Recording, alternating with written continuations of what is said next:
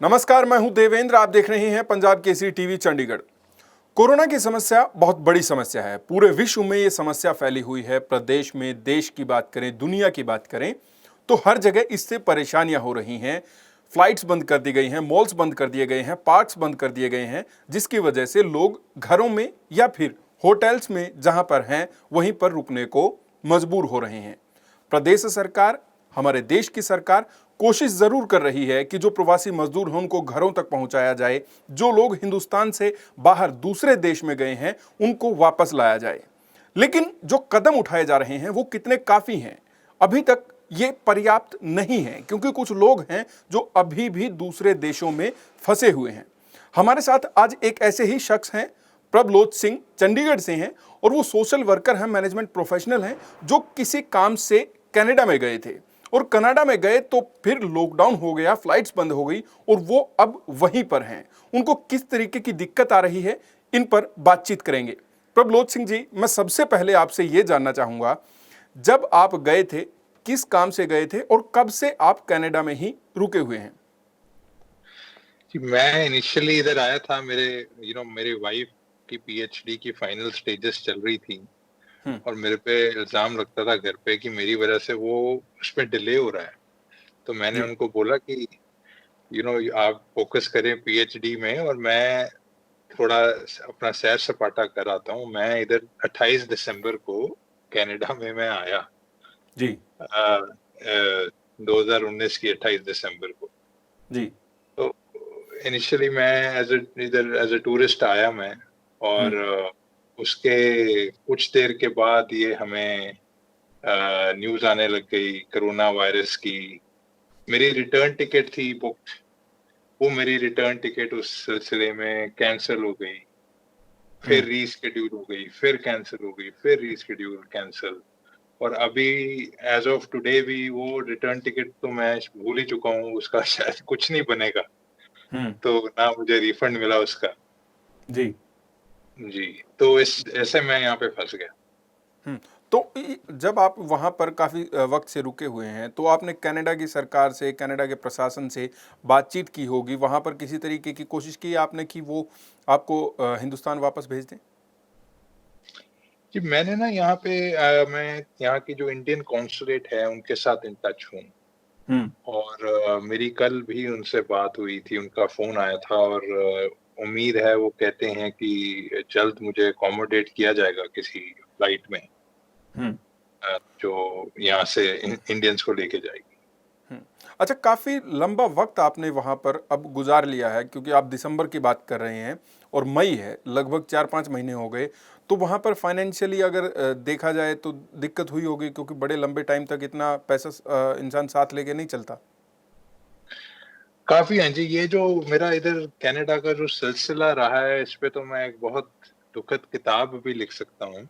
हम्म। लेकिन मतलब मुझे ये भी मालूम है कि मेरे दुख से ज्यादा अभी मैं जो देख रहा हूँ उन लोगों का दुख है, जो बेचारे पैदल निकले हुए हैं अपने अपने घरों को।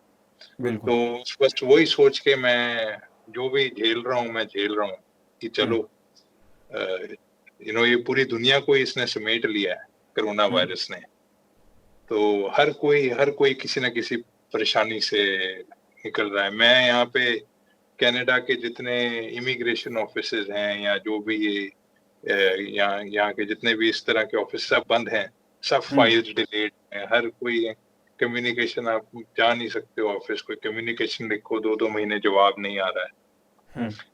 तो बट इंडियन कॉन्सुलेट बड़ी अच्छी, मतलब एफिशिएंटली उन्होंने कम्युनिकेट किया है मेरे साथ, हम्म। और मैं तो उम्मीद लगाए बैठा हूँ कि जल्द ही किसी जरिए से मैं इंडिया पहुंच जाऊं। हम्म। अच्छा, आपकी फ्लाइट्स कैंसिल हुई, बहुत पहले आप बता रहे हैं आपकी फ्लाइट्स कैंसिल हो गई, फिर रिशेड्यूल हो गई, फिर कैंसिल हो गई। अब अगर पीछे बात करें तो कितने दिन पहले आपने दोबारा से कोशिश की, चलो अब तो जो है लॉकडाउन जो है वो ढीला हो गया है, थोड़ा कंट्रोल में मामला आने लगा है और अब ढील मिलने लगी है, तो अब पीछे से आपने कोई कोशिश की रिसेंटली? हाँ जी, मैंने पहले अपनी फ्लाइट बुक कराई, रीशेड्यूल करवाई, फिर हम्म। कैंसिल हुई, रीशेड्यूल कराई, फिर 2 जून की उम्मीद लगा के मैं बैठा था। वो मेरी फिर से कैंसिल हो गई इंडेफिनिटली, और उन्होंने बोल दिया जी हमें नहीं पता ये कब चलेंगी अब। हम्म, फिर मैंने देखा वो वंदे भारत मिशन शुरू हुआ, जी। और उसमें मैंने न्यूज़ रिपोर्ट्स में पढ़ा कि उसमें कनाडा को इंक्लूड करने का कोई प्लान नहीं था। हम्म, फिर मैंने ट्वीट किया पीएमओ ऑफिस में, ऑनरेबल पीएम ऑफिस में, और इंडियन कॉन्सुलेट को टैग किया उसमें, और मैंने हम्म, उनको दरख्वास्त डाली कि देखो मेरे जैसे कनाडा में भी बहुत होंगे जो फंसे हुए हैं, हम्म, और ये एक वहम है लोगों को कि जी कहते हैं जो कनाडा आ जाता है वो वापस इंडिया जाना ही नहीं चाहता। हम्म, ये बहुत बड़ा वहम है। तो जी। मैंने उनको बोला कि मैंने ट्वीट में लिखा कि आप प्लीज कनाडा को भी कंसिडर करें। हम्म, और उसके बाद मुझे लगा कि नहीं यार, हमारी गवर्नमेंट काफी एफर्ट्स कर रही है, कहीं मेरी ट्वीट से ये मैसेज ना जाए कि कि एफर्ट नहीं कर रही गवर्नमेंट। हम्म, तो फिर वो मैंने ट्वीट हटा दी और वो मेरे पास पड़ी हुई है। उसके बाद लकीली उन्होंने उसको कंसिडर किया होगा और उन्होंने कनाडा को इंक्लूड किया। अब हम्म, हुआ क्या, जब उन्होंने कनाडा की फ्लाइट जो 2 फ्लाइट यहाँ वैंकूवर से निकाली थी, हम्म, उसमें ये इंफॉर्मेशन ये हम तक नहीं आई कि दिल्ली के बाद हम चंडीगढ़ कैसे पहुंचेंगे। जी। क्या उसके लिए कनेक्टिंग फ्लाइट होगी, क्या उसके लिए हमें कोई टैक्सी का अरेंजमेंट किया जाएगा, क्या हमारा फेयर अप टिल चंडीगढ़ है, वो उसमें ना क्लैरिटी नहीं थी। हम्म, जबकि कॉन्सुलेट का स्टाफ बहुत हेल्पफुल है, बट वो थोड़ी सी इंफॉर्मेशन में क्लैरिटी नहीं थी। चार्जेस बहुत ज्यादा हैं, सवा हम्म, लाख रुपए के करीब की टिकट है। जी। उसके बाद अगर आप होटल का क्वारंटाइन लगाएं तो 14 दिनों का कोई टैक्सेस मिला के 75,000 रुपये आप और जोड़ दें, जी। तो वो कोई 2 सवा 2 लाख रुपए दे के भी मेरे को था कि यार अगर यही नहीं मालूम कि दिल्ली में मैं कहीं फंस ना जाऊं फिर। हम्म, अभी मैं यहाँ फंसा हूँ, फिर मैं दिल्ली में फंस जाऊं, और फिर हम्म, दिल्ली से के रास्ते में मोहाली, दिल्ली चंडीगढ़ के रास्ते में कहीं ना फंस जाऊं। तो जी। वो क्लैरिटी नहीं मिली थी। इस बारी मेरे को उम्मीद है कि शायद थोड़ा स्ट्रीमलाइंड तरीके से इंफॉर्मेशन हमें मिले कि जो लोगों को यहाँ से लेके जा रहे हैं उनको उनके होम टाउन तक पहुंचाने का क्या अरेंजमेंट किया जाए। हम्म। अच्छा, जब आपने ट्वीट किया था पीएमओ इंडिया को, तो उनकी तरफ से कोई रिप्लाई आया होगा, या फिर अब जब वंदे भारत मिशन जो है ये शुरू कर दिया है लोगों को विदेशों से घर लाने के लिए, हिंदुस्तान वापस लाने के लिए, तो आपको किसी तरीके का जवाब मिला है? जी जी, मेरे को ईमेल आई, मुझे फोन कॉल आया, मैंने कल भी बात करी, मुझे फोन आया कि अब शायद 10 जून के आसपास कोई फ्लाइट निकलेगी हम्म, दोबारा से। तो मैंने उनको बताया जी मैं बिल्कुल इंटरेस्टेड हूँ। हम्म, और वो आया, लेकिन उस सारी कम्युनिकेशन में जब मैंने पूछा कि दिल्ली से चंडीगढ़ कैसे लेके जाया जाए, हम्म, तो उसका मुझे जवाब दिया गया कि ये हम जिम्मेवारी नहीं ले सकते, या इसके बारे में हम कुछ नहीं बता सकते आपको। जी। आपको आपको फिर भी जाना है तो आप बताइए। तो उस चक्कर में मैं थोड़ा घबरा भी गया, और मुझे ये भी था कि चलो अ, कि अब जब सब सब कुछ हो रहा है तो आगे भी इसे झेल लेंगे। बट हम्म, अब मैं थोड़ा होपफुल हूँ गवर्नमेंट से कि उन्होंने बड़े अच्छे स्टेप्स लिए हैं, थोड़ा सा और अगर उसे इम्प्रोवाइज करके हमें क्लैरिटी थोड़ी हो कि जो दिल्ली जिनको लेके जाया जाएगा वो आगे अपने होम टाउन तक कैसे जाएंगे। हम्म, क्योंकि ये नॉर्मल सिचुएशन नहीं है, आपको पता है अब दिल्ली का बॉर्डर भी सील हो गया, बिल्कुल। दिल्ली के बॉर्डर सील हो गए, हरियाणा के साथ सील हो गया। अब जब तक फ्लाइट चलेगी तब तक पता नहीं क्या होगा। तो ये जो पैसेंजर्स यहाँ से दिल्ली जा रहे हैं कहीं से भी, उनकी हम्म, आगे होम तक की जो जर्नी है वो थोड़ी स्मूथ अरेंजमेंट अगर गवर्नमेंट कर दे। लेकिन जब मैं ये बात कर रहा हूँ, मेरे दिल में मुझे मालूम है कि जो हमारे गरीब मजदूर जो पैदल निकले हुए हैं उनका दुख जो है और उनकी जो दर्द है वो जी। हम ना ही कभी, मतलब उसके मुकाबले हमारा दुख कुछ नहीं। और एक बात मैं और कहना चाहूँगा कि कनाडा में मैंने बहुत जो मुश्किलों का सामना किया है, और जो मेरे साथ हुआ है, मैं तो यही प्रे करूँगा किसी और के साथ ना हो। इस कोरोना वायरस ने सारी प्रॉब्लम्स को मल्टीप्लाई कर दिया। लेकिन जैसे कहते हैं, दुनिया में कितना गम है, मेरा गम कितना कम है।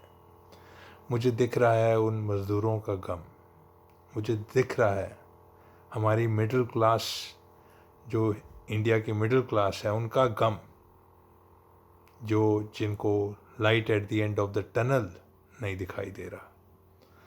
तो इसलिए जो मेरे साथ हुआ, जो मेरी कहानी है, बहुत ही दुखदाई है, लेकिन मुझे इस बात का एहसास है कि जो मेरे साथ हुआ उससे भी बुरा कोरोना वायरस की वजह से बहुत लोगों के साथ हो रहा है हमारे देश में। और मैं यही चाहूँगा कि ये कोरोना वायरस की जो प्रॉब्लम है ये जल्द से जल्द ये ठीक हो जाए, सब नॉर्मल हो जाए और हम सब दोबारा से वही ज़िंदगी जीने लग जाएं जो हम कोरोना वायरस से पहले जी रहे थे। वैसे प्रभलोद सिंह जी, मैं आपको बता दूं, रिसेंटली 2 दिन पहले कुछ लोग कनाडा से आए हैं। वो दिल्ली एयरपोर्ट पर पहुंचे तो वहां पर हर स्टेट से, जैसे राजस्थान, हरियाणा या अन्य जो स्टेट्स थे, यूपी, मध्य प्रदेश, वहां के जो एडमिनिस्ट्रेशन के लोग थे या फिर जो एडमिनिस्ट्रेशन ने वहां का प्रबंध किया था, वो लोग उस स्टेट के लोगों को लेने के लिए तो आए थे, लेकिन चंडीगढ़ प्रशासन की तरफ से कोई भी एयरपोर्ट पर नहीं गया था। और किसी जागरूक दर्शक ने हमें वो अपनी वीडियो बना के भेजी थी कि हमारे साथ इस तरीके की दिक्कत हुई। हालांकि बाद में 3 बजे वो पहुंचे और 1 बजे दोपहर को उनको एक टेम्पो ट्रैवलर लेने के लिए गया था और फिर वो चंडीगढ़ आए हैं।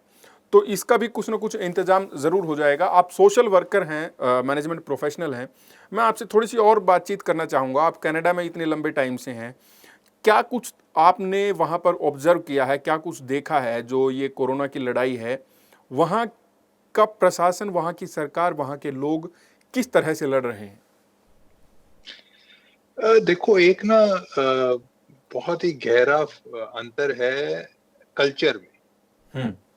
तो हिंदुस्तान में सरकार की सबसे बड़ी जो प्रशासन की जो डिफिकल्टी होती है वो होती है लोगों को वो चीज करवाना, इम्प्लीमेंटेशन कनाडा जैसे मुल्क में बहुत आसानी से हो जाती है। जैसे सरकार कुछ फैसला लेती है तो लोग कोऑपरेट करते हैं और वो इम्प्लीमेंटेशन बड़ी स्मूथली हो जाती है। इंडिया में अगर बोला जाए लोगों को कि आप घरों में रहो, सोशल डिस्टेंसिंग मेंटेन करो, तो उसके लिए आपको बहुत पुलिस फोर्स लगानी पड़ती है। इम्प्लीमेंटेशन में बहुत प्रशासन का जो है टाइम लगता है। हमारे इंडिया में बस ये लोगों को थोड़ा सा अपनी तरफ से अब और रिस्पॉन्सिबली इसमें भाग लेना चाहिए और कुछ चीजें सरकार को भी रिस्पॉन्सिबली करनी चाहिए। कनाडा में मैंने देखा है जी, यहाँ पे जो डिपार्टमेंटल स्टोर्स हैं, राशन की जो बड़ी स्टोर्स हैं, उसमें अब बहुत लंबी लंबी लाइनें लगती हैं। मैं खुद कई बार 2-2 घंटे लगा हूँ लाइनों में। और अंदर वो स्टोर के साइज के हिसाब से सिर्फ उतने लोग एंटर अलाउ होते हैं। काफी जगहों पर मास्क भी जरूरी कर दिए गए हैं, लेकिन ओवरऑल आप यहाँ पे विदाउट मास्क कहीं पे भी जा सकते हैं। ऐसे मास्क कंपलसरी नहीं है कहीं पे भी जाने के लिए। रेस्टोरेंट्स, मॉल्स सब बंद हैं। सिर्फ ड्राइव थ्रू अलाउड है कॉफी के लिए भी। पहले टेक अवे अलाउड था, वो टेक अवे भी बंद कर दिया उन्होंने। आप सिर्फ अपनी गाड़ी में जा सकते हैं और विंडो से वो लेके जा सकते हैं। बाकी यहाँ पे एक देखो, बड़े सालों से क्या फर्क रहा है इंडिया में और ऐसे डेवलप्ड कंट्रीज में। यहाँ पे लोग वैसे भी डिस्टेंस मेंटेन करते थे बिफोर कोरोना ऑल्सो। मतलब कोरोना से पहले भी यहाँ पे कोई किसी के साथ चिमड़ के नहीं चलता था। वो लोग अपना डिस्टेंस वैसे ही मेंटेन करते थे। वो थोड़ा हेल्प कर गया इनको सोशल डिस्टेंसिंग का कॉन्सेप्ट समझने। एक प्रभलोद सिंह जी, मैं आपसे ये जानना चाहूँगा, जिस तरीके से आपको दिक्कत हुई है, आप इतने लंबे टाइम से कनाडा में ही हैं और एक हिसाब से घर नहीं आ पा रहे तो कैद हो गए हैं। ऐसे ही बहुत सारे लोग होंगे जो मजबूरी में विदेशों में फंसे हुए हैं। क्या करना चाहिए था हिंदुस्तान की सरकार को? किस तरीके से, जो ये वंदे भारत मिशन अभी भले ही चालू कर दिया है, लेकिन और क्या इसमें बेहतर हो सकता था, आपको क्या लगता है? पहली बात तो जी मेरा सल्यूट है इस मिशन को। और जो सरकार ने जो कदम उठाए कि मेरे ख्याल से दुनिया भर के देशों में इंडिया ने, भारत ने जो कदम उठाए हैं वो टॉप 5 में मैं काउंट करूंगा, जो स्टेप्स लिए गए हैं टू कट वायरस को कंट्रोल करने के लिए। हाँ, थोड़ी पहले ले सकते थे, हमने बहुत बाद में काम शुरू किया, ये थोड़ा पहले हो सकता था, 15-20 दिनों का फर्क पड़ गया, पर हमने अच्छे कदम उठाए हैं। लेकिन वंदे भारत में जैसे अब कुछ कमियां रह गई, जैसे कि मुझे अगर फ्लाइट लेनी है तो मुझे ये इंफॉर्मेशन क्लियरली मिलनी चाहिए कि भाई साहब आप 1.25 लाख रुपया पे कर रहे हो, तो आपको दिल्ली से चंडीगढ़ कैसे लेके जाया जाएगा, उसका क्या अरेंजमेंट, उसके एडिशनल चार्जेस होंगे तो क्या होंगे। मतलब मैं सुन के घबरा गया कि जी न्यू दिल्ली एयरपोर्ट से नोएडा जाने की टैक्सी का रेट 10,000 रख दिया गया। मैंने कहा पता नहीं चंडीगढ़ का फिर 50,000 कर दिया होगा। तो वो थोड़ी इंफॉर्मेशन थोड़ा सा स्ट्रीमलाइन, मेरे ख्याल से मैं ब्लेम नहीं कर रहा हूँ गवर्नमेंट को, लेकिन अगर हम इसे कंस्ट्रक्टिवली देखें कि पॉजिटिवली, कि और हम अपने लोगों के लिए, हिंदुस्तानियों के लिए क्या कर सकते हैं, तो जो बाहर से आ रहे हैं, देखो मैं अपने आप को थोड़ा सा फॉर्चुनेट मानता हूँ। मेरे को उन लोगों के लिए बहुत बुरा लगता है जो बुजुर्ग हैं जी, जो अकेले ट्रैवल कर रहे, बच्चे अकेले ट्रैवल कर रहे, लड़कियां हैं यहाँ पे जो स्टूडेंट्स फंस गई यहाँ पे जो आई, वो एक अगर आप एक बच्चे को, एक बुजुर्ग को जिसको सपोर्ट की जरूरत है, एक लड़की को आप उनको एक्सपेक्ट करो कि दिल्ली पहुंच जाओ जी, उसके बाद आपको कुछ पता नहीं है ये लॉकडाउन सिचुएशन में कि आगे कैसे जाना है, वो बहुत थोड़ी ना, मतलब हमें इस पे काम करना चाहिए। थोड़ी इंफॉर्मेशन क्लियर हो, ऑनलाइन डली हो, कम्युनिकेट हो, जो टिकट खरीद रहा है उसको कम्युनिकेट हो जी यहाँ यहाँ आप जा रहे हैं, आपकी होम डिस्ट्रिक्ट ये है, एयरपोर्ट से यहाँ तक जाने का आपका अरेंजमेंट ये है, इसके चार्जेस ये हैं। ये थोड़ा मुझे नहीं मालूम कि ये किस गवर्नमेंट के किस लेवल पे कमी रह गई, बट ओवरऑल अगर मैं एफर्ट को देखूं तो India has done a great job. I am really proud कि हमने जो कदम उठाए हैं। लेकिन हाँ, जैसे कहते हैं ना कि कमी कहीं ना कहीं रह जाती है, पर मेरा ये मानना है कि 80 इज द न्यू 100। मतलब हमने 80 किया है तो वही 100 है आज की डेट में। वो 20 की कमी रह गई है, अगर वो पूरी हो जाएगी तो कमाल हो जाएगा। बिल्कुल प्रबलोच सिंह जी, मैं आपकी बात से बिल्कुल सहमत हूं। जो इन्फॉर्मेशन बाहर जो लोग हैं, विदेश में जो लोग गए हुए हैं, उनको सारी इन्फॉर्मेशन मिलनी चाहिए कि आप अगर वहां से चलते हैं, कौन सी फ्लाइट्स है, किस टाइम है, कितना चार्जेस है, और आप अपने घर पर किस तरीके से पहुंचेंगे या फिर क्वारंटाइन सेंटर जाएंगे तो वहां तक कैसे पहुंचेंगे और क्या कुछ चार्जेस होंगे। बिल्कुल, ये आपकी बात बिल्कुल सही है। आप हमारे साथ जुड़े, आपने इतनी बातचीत की हमारे साथ, बहुत बहुत शुक्रिया सर। Thank you. तो आप देखते रहिए पंजाब केसरी टीवी चंडीगढ़। नमस्कार।